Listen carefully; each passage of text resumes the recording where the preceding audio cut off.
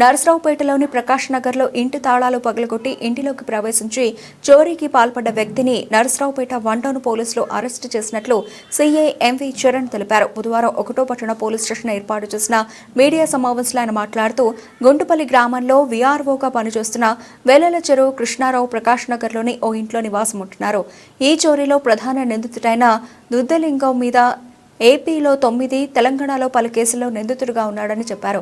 ఈ కేసును 2 రోజుల్లో చాకచక్యంగా ఛేదించిన నర్సరావుపేట 1వ పట్టణ CI MV Charan, SI P Vamsikrishna, PC CH Veeranjaneyulu, B మురళీకృష్ణలను నర్సరావుపేట డీఎస్పీ, పల్నాడు జిల్లా ఎస్పీలు అభినందించారు.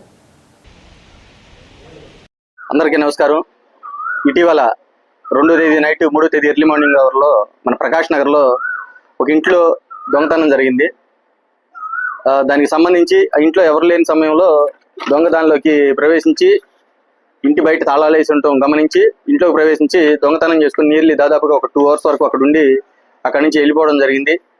దానికి సంబంధించి వచ్చిన సీసీ ఫుటేజ్ ఆధారంగా మా ఎస్ఐ వంశీ, అదేవిధంగా మా క్రైమ్ స్టాఫ్ మొత్తం కూడా దాన్ని ట్రాక్ చేసుకుంటూ వెళ్ళి వాళ్ళని వాళ్ళు వెళ్ళిన ప్రదేశాలను కూడా మొత్తం అన్ని తిరిగి చూసి వచ్చారు. తర్వాత వాళ్ళ గురించి ఐడెంటిఫికేషన్ కూడా వచ్చింది. ఈరోజు ఉదయం సుమారుగా 11 గంటల టైంలో మన రైల్వే స్టేషన్ దగ్గర వాళ్ళు ఒక వ్యక్తిని చూసి వాళ్ళు గ్రూప్గా ఉండటం చూసి వాళ్ళని పట్టుకోవడం జరిగింది. పట్టుకొని వాళ్ళని విచారిస్తే 2వ తేదీ ఏదైతే దొంగతనం జరిగిందో మనకి ప్రకాష్ నగర్లో, ఆ దొంగతనంతో పాటుగా అదే రోజు మరి ఇంటిని బ్రేక్ చేసినట్టుగా, అదేవిధంగా ప్రకాష్ నగర్లో ఇంటిని దొంగతనం చేసి అతను దొంగతనం చేసిన సొత్తును మరి ఒక 3గురితో కలిసి వాళ్ళు అమ్ముతానని చెప్పేసి పంచుకొని ఉండగా ఆ వస్తువులు కూడా వాళ్ళ దగ్గర ఎవరైతే 3గురికి ఇతను ఇచ్చున్నాడో వాళ్ళ దగ్గర మేము ఆ వస్తువులు కూడా తీసుకున్నాము.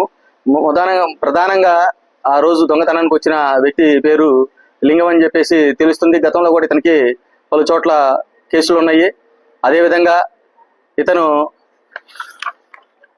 సిద్దిపేటకు సంబంధించిన వ్యక్తి. సిద్దిపేట నుంచి ఇక్కడికి దాదాపు ఒక 3 నెలల క్రితం రావడం జరిగింది. అంతకుముందు విజయనగరం జైల్లో కూడా ఇతను శిక్ష అనుభవించి ఒక 3 నెలల క్రితం రిలీజ్ అయ్యి ఇక్కడ వినుకొండ ఆ పరిసర ప్రాంతాల్లో ఉంటున్నాడని చెప్పేసి చెప్తూ ఉన్నాడు. కాబట్టి దొంగతనానికి సంబంధించిన దాదాపుగా 70 గ్రాముల గోల్డ్ను కూడా మేము ఈరోజు రికవర్ చేయడం జరిగింది.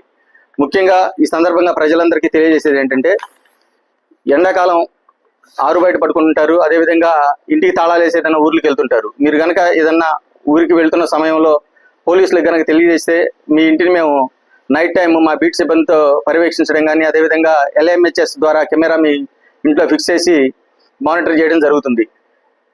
మరొకటి, మీరు ఎండాకాలం కాబట్టి విలువైన వస్తువులు, బంగారం ఏదైనా ఉన్నట్లయితే బయటికి ఎక్కడికైనా వెళ్తున్న సమయంలో లాకర్లో పెట్టుకోవడం మంచిది. కొన్ని సందర్భాల్లో ఇన్మేట్స్ ఆరు బయట పడుకున్న సందర్భంలో కూడా దొంగతనం జరుగుతుంటుంది. కాబట్టి విలువైన వస్తువులన్నీ కూడా లాకర్లో పెట్టుకుంటే సురక్షితంగా ఉంటాయి. దయచేసి ప్రజలందరూ కూడా దీన్ని గమనించి మాకు సహకరించాలని చెప్పేసి కోరుతున్నాము. ముఖ్యంగా వార్డుల్లో ఈ కుర్రవాళ్ళు ఎవరైతే ఉన్నారో అనుమానాస్పదంగా ఎవరైనా తిరుగుతున్నట్లయితే వెంటనే మా దృష్టికి తీసుకురండి. వెంటనే మేము వితిన్ 5 or 10 minutes మీ దగ్గరకు వచ్చి వెరిఫై చేసుకోవడం జరుగుతుంది. కొత్త వ్యక్తులు ఎవరైనా వస్తే, మనకి టౌన్ కాబట్టి చాలా మంది వ్యక్తులు అటు ఇటు సంచరిస్తూ ఉంటారు. కాబట్టి వాళ్ళ గురించి సమాచారం కానీ, లేదంటే కొత్త వ్యక్తుల గురించి ఏదైనా మూమెంట్ కనుక ఉన్నట్టయితే మాకు తెలియజేస్తే వెంటనే మేము వెరిఫై చేసుకుంటాం.